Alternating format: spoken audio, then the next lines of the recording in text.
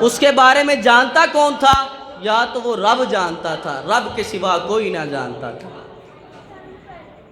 یا تو وہ فقط رب ہی جانتا تھا۔ اب انسان کی جدائی کا وقت آیا تو اللہ رب العزت نے فرمایا انما امرہ اذا اراد شیئا ان یقول له کن فیکون۔ اب اس نے ارادہ کیا کہ وہ کوئی شے بنائے۔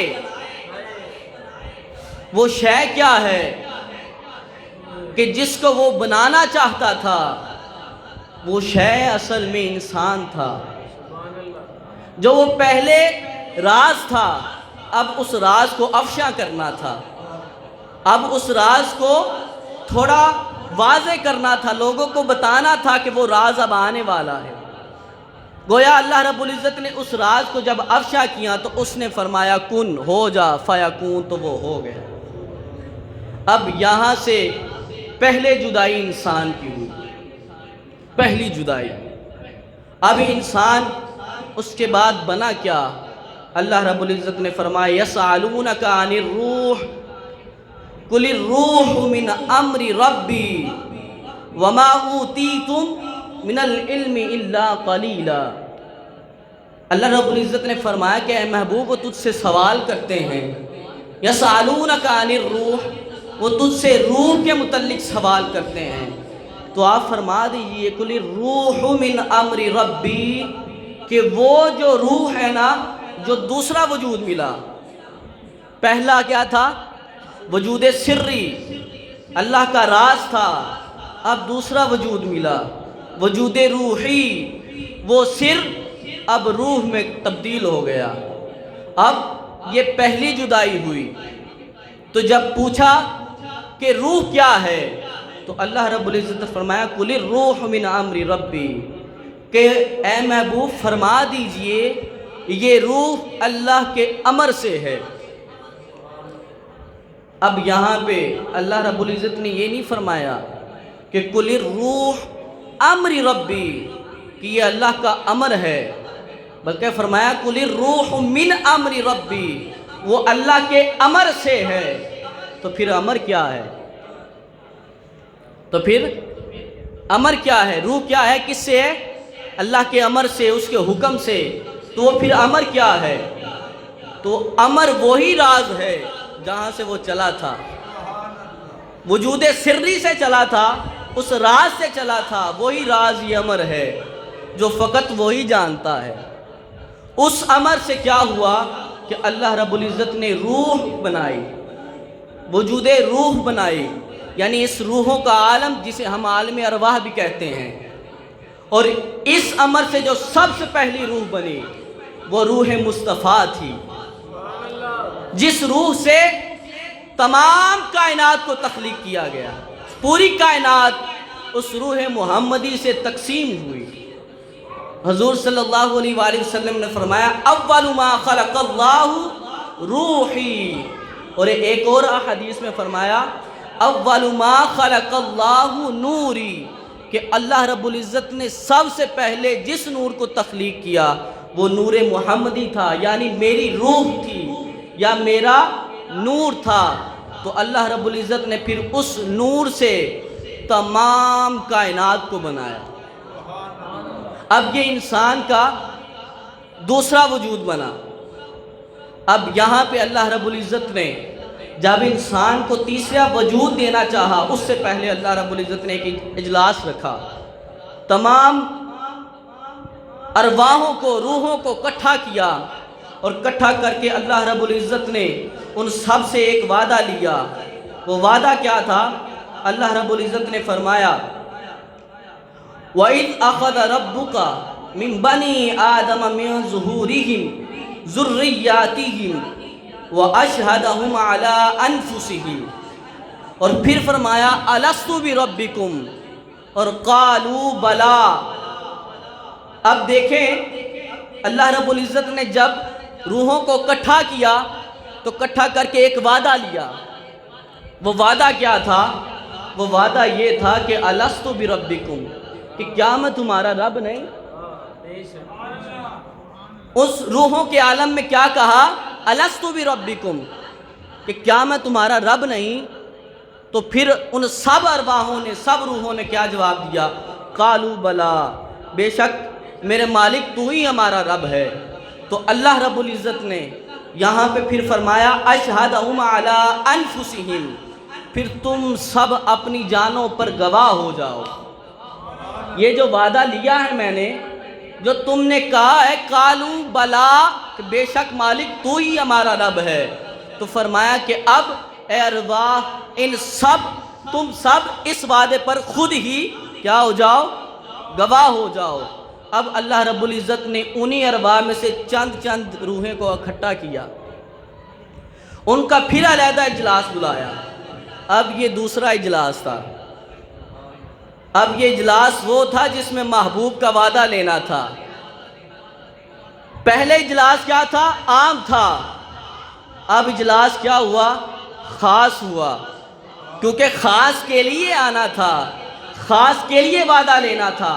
اپنا وعدہ تھا سب کو رکھا، لیکن جب خاص کی باری آئی تو خود کو نہیں رکھا، سب کو نہیں رکھا، بلکہ ان میں سے چند روحوں کو نکالا، ان کو چنا، پھر چن کر پھر ان سے خطاب کیا، اور ان سے خطاب کر کے اللہ رب العزت نے پھر ان کو کہا، اللہ رب العزت نے فرمایا کہ وَإِذْ أَخَذَ اللَّهُ مِيثَاقَ النَّبِيِّينَ لَمَا آتَيْتُكُم مِّن كِتَابٍ وَحِكْمَةٍ ثُمَّ جَاءَكُمْ رَسُولٌ مُصَدِّقٌ لِّمَا مَعَكُمْ۔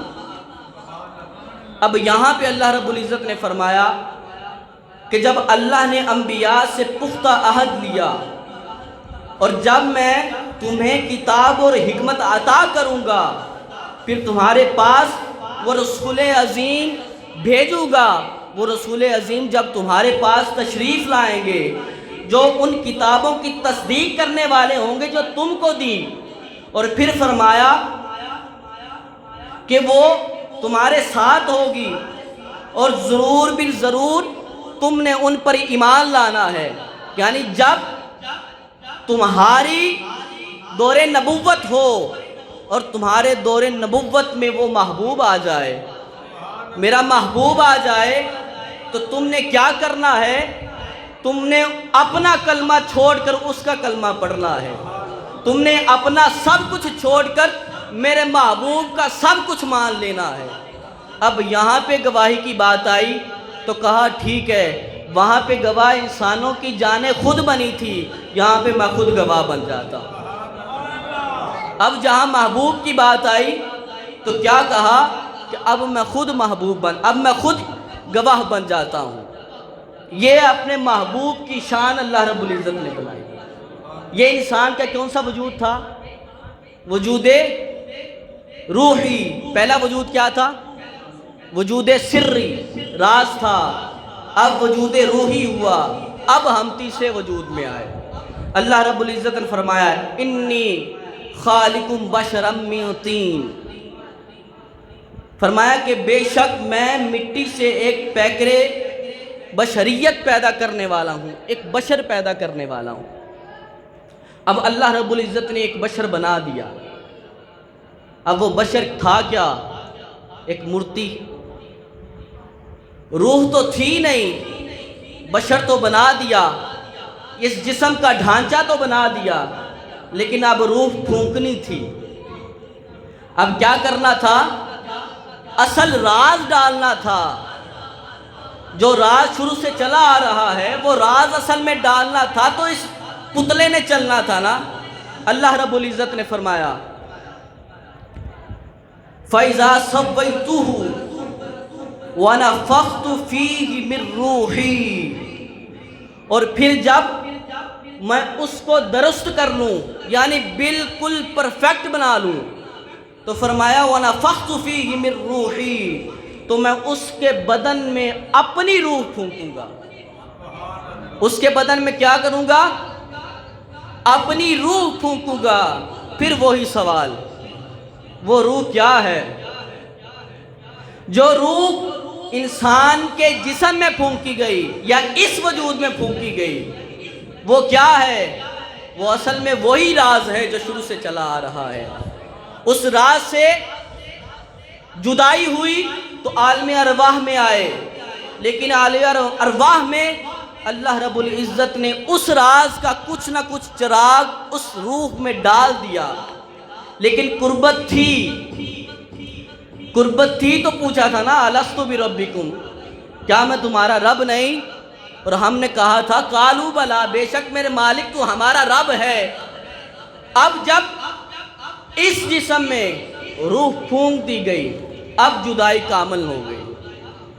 پہلے رب سے کنیکٹ تھا، لیکن جب اس وجود میں آئے، وجود میں آنے کے بعد انسان کی جدائی کامل ہو گئی۔ وہ آواز جو آتی تھی کہ الست بربکم، وہ محبوب کو جو ہم دیکھتے تھے، وہ اس رب کا جو اس وجود میں نظارہ کرتے تھے، وہ اس وجود میں آ کر ختم ہو گیا۔ اب یہاں سے جدائی کامل ہوئی، اور اب روح روتی ہے۔ کیوں؟ کیونکہ وہاں پہ وہ آزاد تھی۔ جب سر میں تھی تو اللہ کے رازوں کے سمندروں میں غوطہ زن ہوتی تھی، گھومتی تھی، پھر وہاں سے تھوڑی جدائی ہوئی۔ جب یہاں آئی، عالم ارواح میں آئی، دوسرے وجود میں، تو قربت تھی، معرفت تھی، رب کا ملنا تھا، رب کی آواز تھی، اس کا بلانا تھا، اس کا کہنا تھا الست بربکم، اور ہمارا کہنا تھا قالوا بلا، کہ میرے مالک ہاں تو ہی ہمارا رب ہے۔ جب اس وجود میں آئے تو وہ باتیں بھی گئی، وہ معرفتیں بھی گئی۔ اب روح کو کامل جدائی ہوئی۔ اب روح جب اس بشر کے پنجرے میں قید ہوئی، اب وہ روتی ہے۔ کیوں؟ کیونکہ اس کو وہ وطن یاد آتا ہے، اس کو وہ یادیں یاد آتی ہیں جب میرا مالک ہم سے پوچھتا تھا کہ کیا میں تمہارا رب نہیں؟ مولا روم حکایت لکھتے ہیں، فرماتے ہیں بندے بشنو ازنے چوں حکایت می کند، اے بندے کان لگا کے سن تو صحیح، وہ بانسری کیا کہہ رہی ہے، وہ کیا شکایت کر رہی ہے۔ اب بندے کان بند کر اور توجہ کر ذرا بانسری کی طرف، وہ کیا رونا رو رہی ہے، وہ کیا شکایت کر رہی ہے۔ وہ اصل میں اپنے وطن سے جدائی کا اعلان کر رہی ہے، وہ اصل میں اپنا وہ درد بیان کر رہی ہے جو وہ اپنے وطن سے جدا ہوئی تھی۔ آئے ہے شاید کہتا ہے وسدے ہاسے تے وسدے ناسے تے تیری جھونک دے آسے پاسے، کہ وہ بانسری کہتی ہے جب میں پہلے تھی بانسوں کے ساتھ تھی، اپنے وطن میں تھی، اپنے وطن میں اپنے جیسوں کے ساتھ تھی، اور اپنے جیسوں کے ساتھ لہلہاتی تھی، وہ ہواؤں کی موجیں لیتی تھی۔ اب وہ کہتی ہے میں ان موجوں سے جدا ہو گئی، میں ان موجوں سے جدا ہو گئی، اس پنجرے میں قید ہو گئی۔ اب مجھے وہ موجیں یاد آتی ہیں جو میرے وطن کی تھی۔ اے بندے وہ بانسری تیری روح ہے، وہ بانسری تیری روح ہے جو اس وطن اس پنجرے میں آ کر اس وطن سے جدا ہو گئی۔ طوطا پنجرے میں قید ہو تو وہ روتا ہے، وہ کہتا ہے کہ میں تو اوپر اڑنے والا پرندہ تھا، میں تو آسمانوں میں اڑنے والا تھا، اور مجھے کیا کر دیا، اس پنجرے میں قید کر دیا۔ روح کہتی ہے کہ اس پنجرے میں مجھے قید کر دیا گیا، میں تو اونچی ہواؤں میں اڑنے والی تھی۔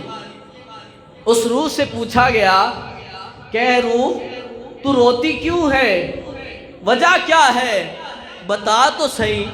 وہ کہتی ہے سن دے ہاسے مٹھیاں گالی سونا یار سنے دا ہاسے، مجھے وہ باتیں یاد آتی ہیں جب میرا مالک مجھے کہتا تھا الست بربکم، وہ میٹھی میٹھی آواز، وہ اس کی سونی سونی آواز یاد آتی ہے، اور ہم کہتے تھے اس گندی زبان سے کہتے تھے کہ قالوا بلا، چاہے اس دنیا میں آ کر مانا نہیں، لیکن اس دنیا میں ہم کہا کرتے تھے قالوا بلا، اے میرے مالک ہاں تو ہی ہمارا رب ہے۔ اور وہ کہتی ہے کہ وہاں جب تھی وہاں میرے ساتھ میرے جیسے تھے، اب جب میں دیکھتی ہوں تو ایک طرف حسد نظر آتا ہے، ایک طرف چغلی نظر آتی ہے، کہیں پر صلہ رحمی کا قتل ہوتا نظر آتا ہے، کوئی دھوکے باز نظر آتا ہے، مجھ جیسا کوئی نظر نہیں آتا۔ اب وہ روح روتی ہے اور اپنا دکھڑا سناتی ہے، وسدے ہاسے تے وسدے ناسے، تیری جھوک دے آسے پاسے، سونے یار سنیں دے ہاسے مٹھیاں گالی، سونا یار سنیں دا ہاسے۔ وہ میٹھی زبان، آئے ہائے، حضرت موسیٰ علیہ السلام کوہ طور پہ تھے نا، سنتے تھے کلام، آواز سنتے تھے، نبی تھے، 2 دفعہ مجلس اٹینڈ کی تھی، پھر بھی جب آواز سنتے تھے تو کہنا پڑا ربی ارنی انظر الیک، میرے مالک میں تجھے دیکھنا چاہتا ہوں۔ وہ آواز جو اتنی میٹھی ہے وہ خود کتنا سونا ہوگا۔ اب روح کیا کرتی ہے اس آواز کی وجہ سے جو اسے اب سنائی نہیں دیتی، وہ تڑپتی ہے۔ اب ہم تو بھول چکے کہ ہمارا پیچھے کوئی تھا، کوئی وطن تھا۔ اب جن کو وہ وطن یاد آتا ہے وہ جانتے ہیں کہ اس کے بعد بھی ایک عالم ہے جس کو عالم برزخ کہتے ہیں۔ یہ وجود تو ختم ہو جائے گا، لیکن عالم برزخ میں جا کر وہ کہتے ہیں کہ پھر ملاقات اسی محبوب سے ہوگی جس سے جدائی ہوئی تھی۔ جب ہم قبر میں جائیں گے، قبر میں جا کر جب سوال کیا جائے گا اے بندے تو بتا اس کے بارے میں کیا کہتا تھا، وہی محبوب پھر دکھائے جائیں گے جنہوں نے اپنا چلنا، اپنا سفر یاد رکھا، اس کو پتا ہوگا یہ وہی روح ہے جس سے ہم جدا ہوئے تھے۔ وہی سر کو وجود روحی ملنے کے بعد جو پہلا وجود بنا تھا، پھر اس سے ہم بنے تھے، وہ پہچان جائیں گے یہ وہی ذات ہے۔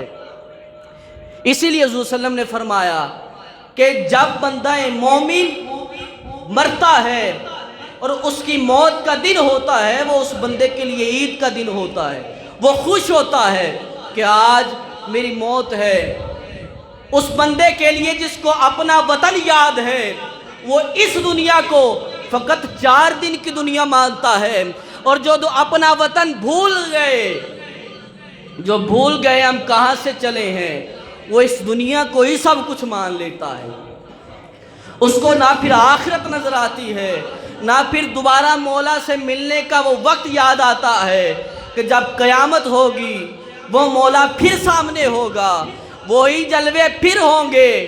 بس فرق اتنا ہوگا جنہوں نے اپنا وطن یاد رکھا ان کو وہی باتیں یاد آئیں گی، وہ اپنے خدا کو دیکھ کر خوش ہوں گے، اور جنہوں نے اپنا وطن بھول گئے، وہ بھول گئے کہ ہم کہاں سے چلے تھے، یہاں پر آ کر وہ گناہوں میں، وہ سرفروشیوں میں، وہ اللہ کی نافرمانیوں میں یوں گم ہوئے کہ اپنا وطن بھول گئے۔ جب وہاں جا کر وہی وطن یاد آئے گا پھر وہ پچھتائیں گے، پھر وہ کہیں گے کہ ہم یہ کیا کر بیٹھے۔ اے بندے، طریقہ منہاج القرآن یہی پیغام دینا چاہتی ہے کہ خود کو پہچان، تیرا آغاز کیا ہے، تو چلا کہاں سے ہے۔ صوفیاء یوں ہی تو نہیں فرماتے من عرف نفسی فقد عرفہ اللہ، جس نے خود کو پہچان لیا، تحقیق اس نے رب کو پہچان لیا۔ صوفیاء یوں ہی تو نہیں فرماتے کہ اے بندے خود کو پہچان، کیونکہ جب تو خود کو پہچانے گا تو رب کو پہچان جائے گا۔ تحریک منہاج القرآن یہی پیغام دینا چاہتی ہے، اور جو تحریک ہے کہ اے بندے خود کو پہچان، یہ دنیا عارضی ہے، ایک دن اس دنیا نے ختم ہو جانا ہے۔ تو دیکھ تو چلا کہاں سے ہے، ماں کے پیٹ سے چلا تھا۔ آج قبرستان ہمیں گواہی دیتا ہے کہ ہم نے ایک دن اس دنیا سے چلے جانا ہے۔ یہ دنیا مومن کے لیے ایک قید خانہ ہے، اس قید خانے کو قید خانے کی طرح گزار، عیاشیوں کی طرح نہ گزار. اگر یہاں پہ عیاشیاں کی تو آگے جا کے تیرے لیے وہی قید خانہ بنے گا. اے بندے اس کو قید خانے کی طرح گزار تاکہ تیری آخرت اچھی ہو. اللہ رب العزت ہم سب کو اپنے آپ کو پہچاننے کی توفیق عطا فرمائے. وآخر دعوانا ان الحمد للہ رب العالمین.